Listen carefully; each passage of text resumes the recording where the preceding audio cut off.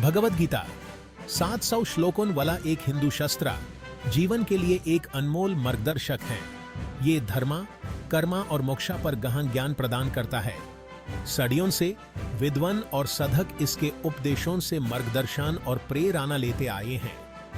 आज गीता की प्रासंगिकता पहले जैसी ही प्रभावशाली बनी हुई है।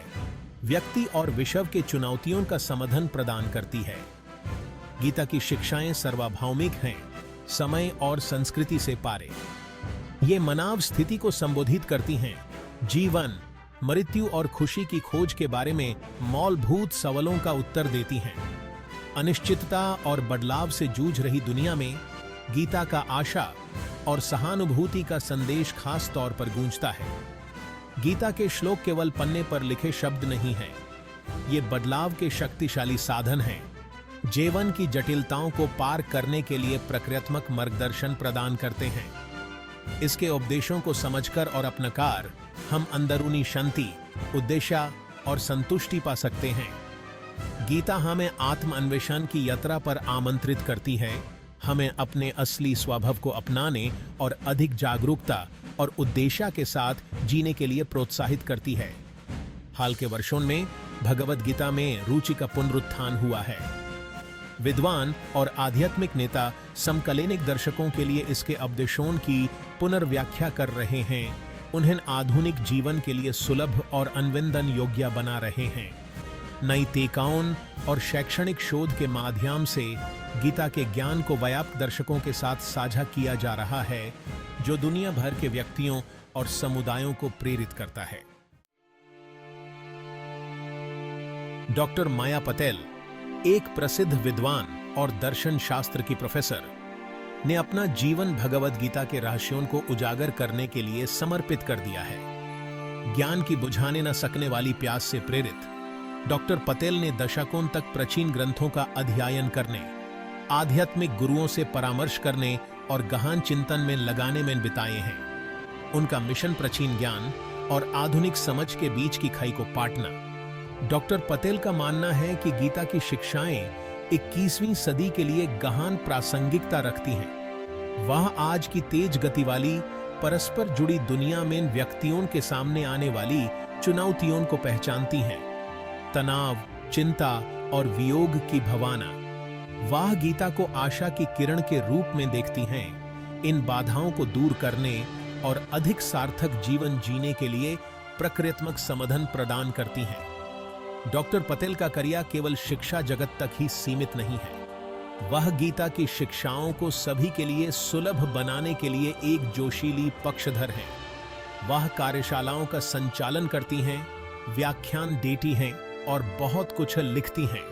अपनी अंतर्दृष्टि को स्पष्ट, आकर्षक और संबंधित तरीके से साझा करती हैं। उनका लक्ष्य जीवन के सभी क्षेत्रों के व्यक्तियों को अपने जीवन में गीता के ज्ञान को लागू करने के लिए सशक्त बनाना है।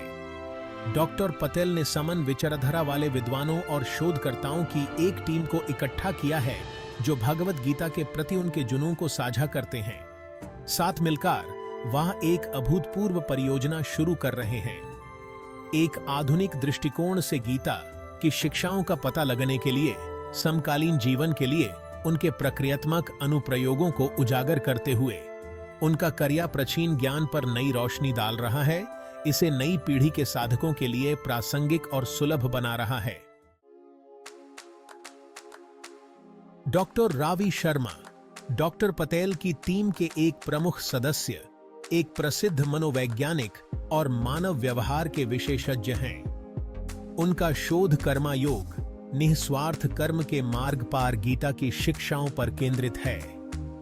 डॉक्टर शर्मा का मानना है कि यह प्राचीन अभ्यास हमारे जीवन में व्यक्तिगत और पेशेवर दोनों तरह से अधिक संतुष्टि और उद्देश्य को उजागर करने की कुंजी रखता है। डॉक्टर शर्मा की निस्वार्थ कर्म की व्याख्या केवल परोपकार से परे है। वह हमारे कर्मा को हमारे धर्मा, हमारे अंतर्निहित कर्तव्य के साथ संरेखित करने के महत्व पर जोर देते हैं। जब हम अपने वास्तविक स्वभाव और उद्देश्य के अनुसार कार्य करते हैं, तो हमारे प्रयास सहज हो जाते हैं और हम संतुष्टि की गहरी अनुभूति करते हैं। डॉक्टर शर्मा की एक प्रमुख अंतर्दृष्टि भगवद गीता के श्लोक 247 के इर्द गिर्द घूमती है। आपको अपना निर्धारित कर्तव्य निभाने का अधिकार है, लेकिन आप कर्म के फलों के हकदार नहीं हैं। डॉक्टर शर्मा समझाते हैं कि जब हम अपने कर्मा के परिणामों से जुड़ जाते हैं तो हम अनावश्यक दुख पैदा करते हैं। वह हमें इन प्रक्रिया पर ध्यान केंद्रित करने के लिए प्रोत्साहित करते हैं, न कि परिणामों पर। वैराग्य और समदृष्टि की भावना के साथ अपने काम के करीब पहुंचते हैं। डॉक्टर शर्मा के शोध के आधुनिक कार्यस्थल के लिए गहन निहितार्थ हैं। एक ऐसी संस्कृति में जो अक्सर व्यक्तिगत उपलब्धि और भौतिक सफलता को प्राथमिकता देती है, उनकी शिक्षाएं एक ताजा विकल्प प्रदान करती हैं। वह काम के लिए अधिक सहयोगी और उद्देश्य संचालित दृष्टिकोण की वकालत करते हैं, जहां व्यक्ति अपनेपन की भावना महसूस करते हैं और एक बड़े अच्छे में योगदान देते हैं। डॉक्टर शर्मा की निस्वार्थ कर्म की पुनर्व्याख्या आधुनिक कार्यस्थलों में आने वाली चुनौतियों के साथ गहरी गूंजती है। बर्नआउट, असंतोष और उद्देश्य की कमी उन व्यक्तियों के लिए आम अनुभव हैं जो अपने काम और उसके प्रभाव से अलग महसूस करते हैं। कर्मा योग के सिद्धांतों को लागू करके हम अपने काम के साथ अपने रिश्ते को बदल सकते हैं और अधिक संतुष्टि पा सकते हैं।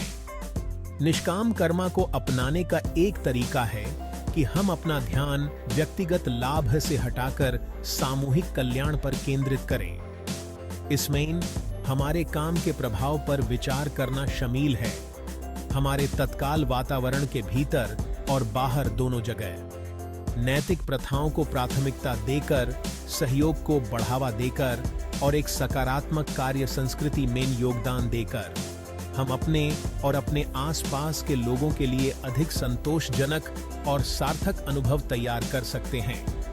निष्काम कर्मा का एक और महत्वपूर्ण पहलू है हमारे काम और हमारे धर्म के बीच संरेखण खोजना। जब हमारे कर्म हमारे मूल्यों और उद्देश्य के अनुरूप होते हैं तो हम प्रवाह और संतुष्टि की अनुभूति करते हैं। इसके लिए आत्मनिरीक्षण और आत्म जागरूकता की आवश्यकता होती है। अपनी शक्तियों, जुनून की पहचान करने के लिए समय निकालना होता है और हम दुनिया में सबसे अच्छा योगदान कैसे दे सकते हैं। अपने काम में ध्यान और वैराग्य को शामिल करना कर्मा योग का एक और शक्तिशाली अनुप्रयोग है। वर्तमान क्षण पर ध्यान केंद्रित करके और परिणामों के प्रति मोह को त्याग कर हम अधिक स्पष्टता, ध्यान और मन की शांति के साथ अपने कार्यों के करीब पहुंच सकते हैं। ये हमें चुनौतियों को अनुग्रह और लचीलापन के साथ पार करने की अनुमति देता है। केवल परिणामों में ही नहीं, बल्कि प्रक्रिया में आनंद की तलाश करता है। डॉक्टर शर्मा का करिया अधिक संतोषजनक और सार्थक कार्य जीवन की खेती के लिए एक रोड मैप प्रदान करता है। निष्काम कर्मा को अपनाकर, अपने काम को अपने धर्म के साथ संरेखित करके और ध्यान का अभ्यास करके हम अपने कार्यस्थलों को उद्देश्य, सहयोग और साझा विकास के स्थानों में बदल सकते हैं।